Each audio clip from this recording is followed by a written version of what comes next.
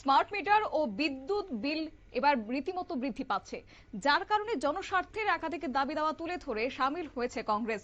বিদ্যুৎ মাশুল বৃদ্ধির প্রতিবাদে ধর্মনগর কংগ্রেসের অবস্থান, বেসরকারীকরণ বিল প্রত্যাহার এবং স্মার্ট মিটার বাতিল, রাজ্য বিদ্যুৎ নিগমের কথিত সীমাহীন দুর্নীতি রোধ এবং অস্বাভাবিক বিদ্যুৎ মাশুল, এছাড়াও বিভিন্ন চার্জ বৃদ্ধির প্রতিবাদে শনিবার ধর্মনগর জেলা কংগ্রেস ভবনে গণপ্রতিরোধ অবস্থান কর্মসূচির আয়োজন করেছে ধর্মনগর জেলা কংগ্রেস। এই কর্মসূচিতে উপস্থিত ছিলেন প্রদেশ কংগ্রেস সভাপতি আশিস কুমার সাহা, ধর্মনগর জেলা কংগ্রেসের সভাপতি নিরুপম দে, প্রদেশ কংগ্রেস নেতা চয়ন ভট্টাচার্য, কেবল কান্তি নন্দী সহ জেলা এবং প্রদেশের একাধিক কংগ্রেস নেতা কর্মী।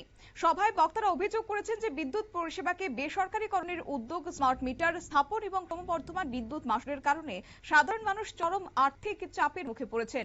পাশাপাশি রাজ্যে বিদ্যুৎ নিগমের দুর্নীতির অভিযোগ তুলে তার নিরপেক্ষ তদন্তেরও দাবি জানানো হয়। শুনুন কি বললেন বক্তব্য রাখতে গিয়ে কংগ্রেস সভাপতি আশিস কুমার সাহা।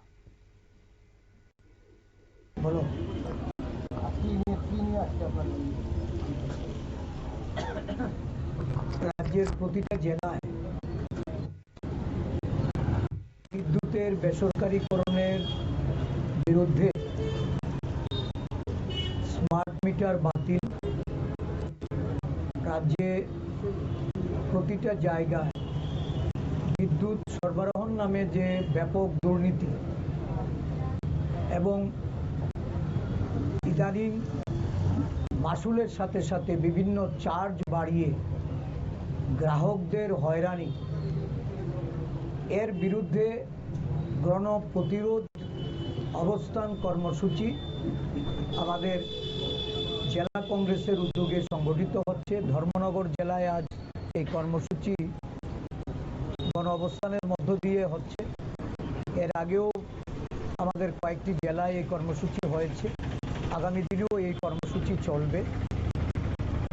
আমরা একই সঙ্গে এদিন কংগ্রেস সভাপতি আশিস কুমার সাহা তিনি বিদ্যুৎ মন্ত্রীর পদত্যাগের দাবি জানিয়ে বলেন যে বিদ্যুৎ পরিষেবা ও বিল সংক্রান্ত বিভিন্ন সমস্যার কারণে সাধারণ মানুষের মধ্যে ক্ষোভ বাড়ছে এবং সরকারকে অবিলম্বে জনস্বার্থে প্রয়োজনীয় পদক্ষেপ গ্রহণ করতে হবে। কর্মসূচি শেষে কংগ্রেস নেতৃত্ব জানিয়েছে তাদের উত্থাপিত দাবিগুলি বাস্তবায়ন না হলে আগামী দিনে বৃহত্তর আন্দোলনে নামতে তারা বাধ্য হবেন। নিয়ে নিচ্ছে ছোট্ট একটি বিজ্ঞাপন বিরতির সঙ্গে থাকুন।